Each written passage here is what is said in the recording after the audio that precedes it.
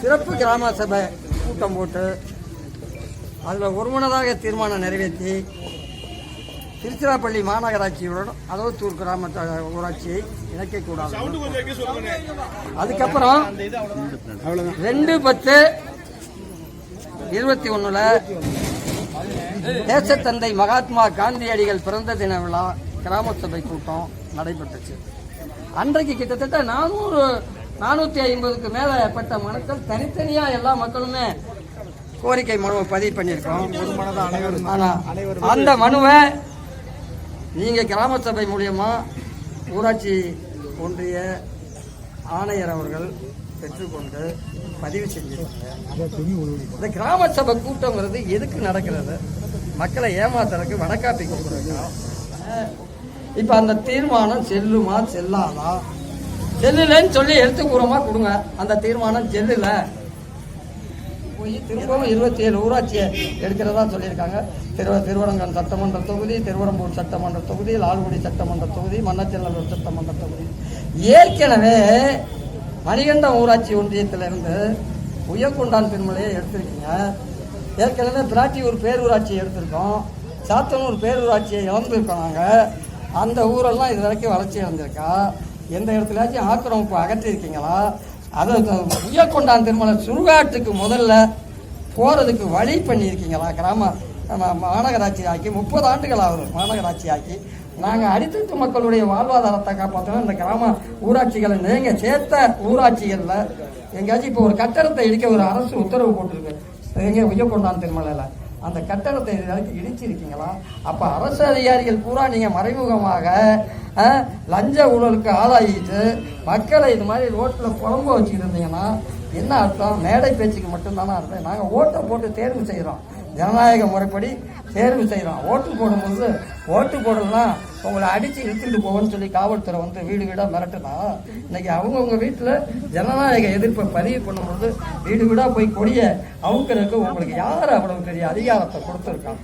ஜனநாயக மரபுப்படி அவங்க எதிர்ப்பை பதிவு பண்ணுறோம். இந்த சுதந்திர தின நாளில் பண்ணால் இந்தியா முழுக்க எதிரொலிக்கும்.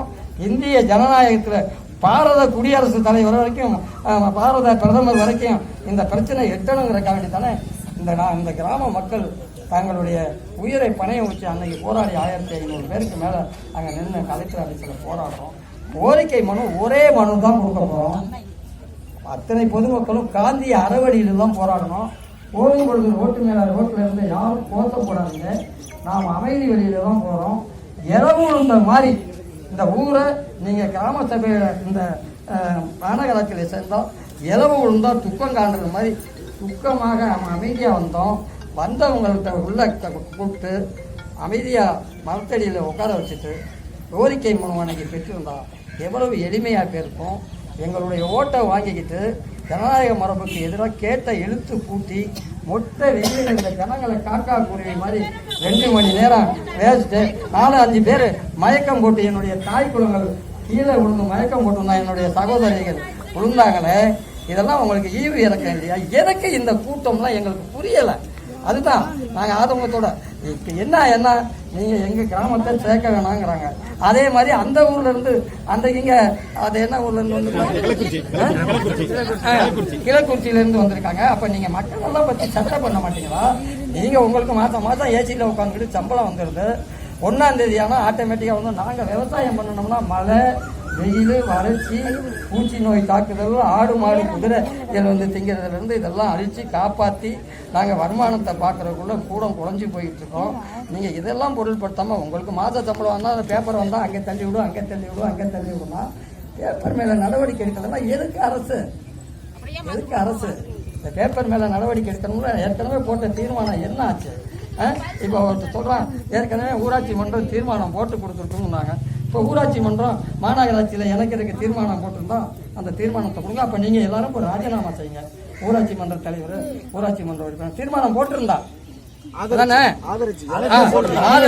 மாநகராட்சியோட இணையர்களுக்கு ஒருமனதாக நீங்க ஊராட்சியில தீர்மானம் போட்டிருந்தா எல்லா ஊராட்சி மன்ற உறுப்பினரும் ஊராட்சி தலைவரும் ராஜினாமா பண்ணுங்க.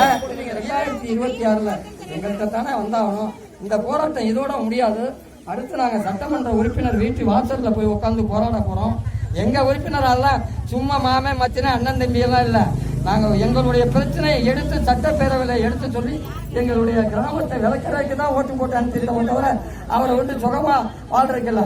அடுத்து இந்த நகர்ப்புற வளர்ச்சி துறை அமைச்சர் இருக்காருல்ல, மாண்புமிகு KA நேரு, அவர் வீட்டு வாசல்லையும் போய் உண்ணாவிரதம் உட்கார போறோம். அதுல எந்த மாற்றமும் இல்ல. இது பொழுதுபோக்கான பிரச்சனை அல்ல, இது விமர்சனமாக விளம்பர போராட்டம் இல்ல. அன்பு சகோதரர் ஸ்டாலின் அவர்கள் மாமதுரை விழாவில் ஒரு வார்த்தையை பதிவு பண்ணியிருக்காரு.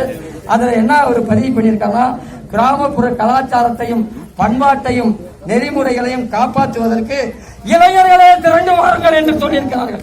அதுதான் இந்த இளைஞர்களும் இந்த இளைஞர்களும் இப்ப திரண்டு வந்து எங்களுடைய கிராமப்புறத்தினுடைய பண்பாட்டை, நாகரிகத்தை, கலாச்சாரத்தை, விவசாய தொழிலை, மாடு மேய்க்கும் தொழிலை, பால் கறவை தொழிலை, காய்கறி உற்பத்தி தொழிலை பாதுகாப்பதற்காகவும் நீங்க கொள்ளை அடிக்கிறதுக்கு 1க்கு 4 மடங்கு நாங்க வரி கட்டுறதுக்கெல்லாம் தயாரா இல்ல.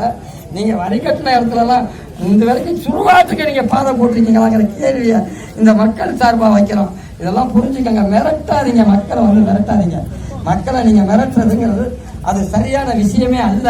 நீங்க எல்லாம் எங்கள்ல ஒருத்தர் மேகத்தாட்டுல அணை கட்டலாம், அதுக்கு போராடுறது விவசாயிகளும் மக்களும் தான் போராடுறாங்க ஒழிய எந்த அதிகாரியாச்சும் உங்களுடைய அசோசியேஷன் சார்பாக மேகத்தாற்று அணை கட்டுறதுக்கு எதிர்ப்பு தெரிவிச்சு ஒரு கோரிக்கை தீர்மானம் எங்காச்சும் எழுதியிருக்கீங்களா? பாமர மக்கள் தான் ரோட்டம் மறிச்சு மேகத்தாற்றுல அணை கட்டக்கூடாது, காவேரியை தடுக்கக்கூடாதுன்னு போராடுறாங்களே ஒழிய எந்த அதிகாரியாலும் அசோசியேஷன்ல தீர்மானம் போட்டு காவேரியை பாதுகாக்கிறீங்களா? மணலை கொள்ளையடிச்சு 2 பாலத்தை காலி பண்ணி விட்டீங்க, தடுப்பணையும் காலி பண்ணி விட்டு கொள்ளை பண்ணிட்டீங்க. அதுக்குத்தான் நீங்க எல்லாம் ஆளாவீங்களே தவிர அதுக்கு 2 கைக்கூலிய விவசாய சங்க தலைவர்களையும் கைக்கூலியா வச்சுக்கிறீங்க. அவனுக்கு காசு பணம் கொடுத்து உதவி பண்றீங்க. அரசு செய்யற அக்கிரமங்கள் எங்களுக்கு என்ன தெரியாம இருக்கிறோம். அடுத்து ஜனநாயக மரபு 2026 இந்த மக்களுடைய ஓட்டு உங்களுக்கு தேவையா தேவை இல்லையா? தேவைன்னா உடனடியா இந்த மாநகராட்சியில சேர்க்கறதுல இருந்து நீக்குங்க. இல்ல தேவையில்லைன்னா நீங்க உங்க தன்னிச்சையா நீங்க நடைபாருங்க, பார்ப்போம். நாங்க எங்களுடைய போராட்டம் தொடரும். ஊராட்சி ஒன்றிய ஆணையர் நீங்களா வர முடியுமா? ஜீப் எடுத்துட்டு வர முடியுமா? மாவட்ட ஆட்சித்தலைவருடைய உத்தரவு பேர்ல தானே நீங்க எல்லாம் வந்திருக்கீங்க. அப்புறம் உத்தரவு பேர்ல தானே அவரு கடிதம் கொடுத்தாரு. நாங்க மாநகராட்சியில இணைக்க மாட்டோம்னு சொல்லிட்டு வட்டாட்சியர் கடிதம் கொடுத்திருக்காரு. இதை கொடுத்தீங்களா அதை கொடுத்தீங்களா? பத்திரிகையாளர்கள் எங்களை பாமர மக்களை நீங்க நோன்றதை விட இந்த முட்டாள்கள் எங்களால் தேர்வு செய்யப்பட்ட சட்டமன்ற உறுப்பினர்கள், நாடாளுமன்ற உறுப்பினர்கள், எங்க வரிக்காசுல கூலி வாங்குற அரசு அதிகாரிகள்கிட்ட நீங்க பத்திரிகை காட்சி ஊடகத்துறையினர் அவங்கள்ட்ட கோரிக்கையை அதை கேளுங்க. இந்த சட்டம் செல்லுமா செல்லாதுங்கிறத அங்கே கேளுங்க. பாமர மக்கள் நாங்க புரியாம தவிச்சுக்கிட்டு நீங்க எங்களுக்கு தெரிஞ்சது இந்த போராட்டத்தை தவிர வேற வழி இல்லை. நீங்க இதை கைவிட வேணாம். நாங்க விலகி போவதற்கு தயாராக இல்லை.